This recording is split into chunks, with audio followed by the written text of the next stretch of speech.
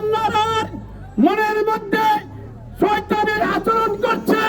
আজকে আমাদের মোমবাতির কর্মীদেরকে বিভিন্ন ভাবে হুমকি দেওয়া হচ্ছে। আমাদের মোমবাতির কর্মীদেরকে বলে যদি তাইরি সাহেবকে ভোট দেয় রাত্রে পুলিশে লইয়া যাইবিয়া। আমি বলবো যদি ওই সেই আচরণ করেন তাইলে নির্বাচন দেওয়ার জন্য কেন নির্বাচন কমিশন নিয়োগ করা হইল?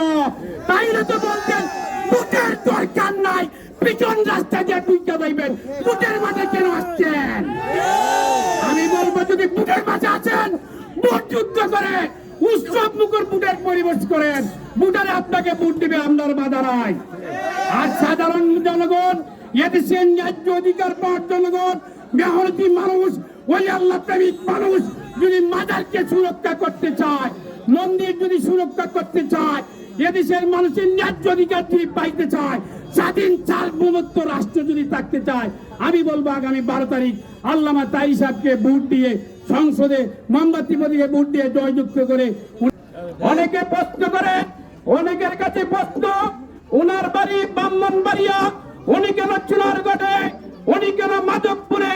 আমি আপনাদের দৃষ্টি আকর্ষণ করছি, আপনাদের পায়ে হাত রেখে বলছি আমাদের আহলে সুন্নাত ওয়াল জামাত পীর মাশায়েখ সুন্নি জোট এরা গোপন তথ্যতে মনে করেছে চুনারগড় মাধবপুর গিয়াসউদ্দিন তাইরির প্রয়োজন। আমরা চুনারগড়ের সুন্নি জোট আমরা মনে করেছি তাইরি সাহেবের প্রয়োজন। তাই তাই তাই কেন্দ্র উনাকে দিয়েছে,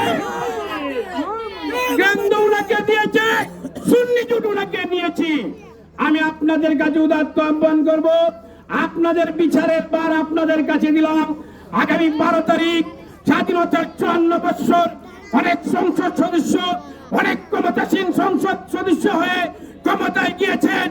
এই দেশের কি উন্নয়ন হয়েছে, সাধারণ মানুষের ভাগ্যের কি পরিবর্তন হয়েছে, কে আমরা কি পেলাম? গোটা কয়েকজন শিল্পপতি ব্যবসায়ী লক্ষ লক্ষ টাকার মালিক হয়েছে। আমি আপনাদের কাছে এদেশে দিন মজুর শ্রমিক, পাশে বাগান রয়েছে, সাধারণ মানুষ সর্বস্তরের জনতার প্রতীক, মাজারের প্রতীক, মন্দিরের প্রতীক। আজকে যে মার্কারি মোমবাতি তাইরি সাহেব নিয়ে আসছেন, আজকে যদি আপনারা তাইরি সাহেবকে সংসদে কেন আমরা পাঠাবেন, কেন আপনাদের কাছে আমরা ভোট চাচ্ছি? আমি একটি কথা বলবো, আজকে বাংলাদেশে 90টির ঊর্ধ্বে মাজার ভাঙ্গা হয়েছে। আজকে বাংলার জমিনে বড় বড় রাজনৈতিক দল রয়েছে, কোন রাজনৈতিক দল সেই মাজারের প্রতিবাদ করেনি। আজকে যদি মাজারের যদি দুরুস্ত থাকে, সরকার আইন দিয়েছে, আইনি অবকাঠামো দিয়েছে, আজকে আদালত রয়েছে, যে আদালতের বিচার কোর্টের বিচার কোর্ট না করে সাধারণ মানুষ করতেছে, সেটা দৃষ্টি আপনাদের কাছে রাখছি।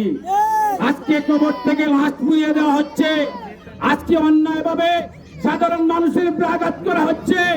আমি বলবো কে কে প্রতিবাদ করেছেন? আজকে সোনারগড় যদি 1 লক্ষ মানুষ দাঁড়িয়ে মাজারের পক্ষে, মাজার যারা ভাঙছে তাদের বিরুদ্ধে প্রতিবাদ করেন, আপনাদের প্রতিবাদের কোনো মূল্যায়ন থাকবে না। কিন্তু সংসদে দাঁড়িয়ে যদি আল্লামা তাইরি যদি সেই মাজার সুরক্ষার পক্ষে, মন্দির সুরক্ষার পক্ষে, সাধারণ মানুষের পক্ষে, মিলাদুন নবীর পক্ষে, নবী রাসূলের পক্ষে যদি কথা বলে, সেই কথার সারা বিশ্বে দৃষ্টি রাখবে।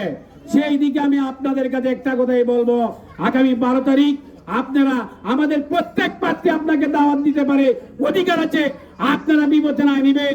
আগামী 12 তারিখ মোমবাতি প্রতীকে ভোট দিয়ে জয়যুক্ত করে আল্লামা তাইরি সাহেবকে সংসদে নবী ওলির পক্ষে ও মাজার সুরক্ষার পক্ষে, স্বাধীনতার পক্ষে, স্বাধীনতার সম্প্রীতি রক্ষার পক্ষে যাতে কথা বলতে পারে, সেই আহ্বান ডেকে এখানে আমার বক্তব্য শেষ করেছি। আসসালামু আলাইকুম ওয়া রাহমাতুল্লাহ।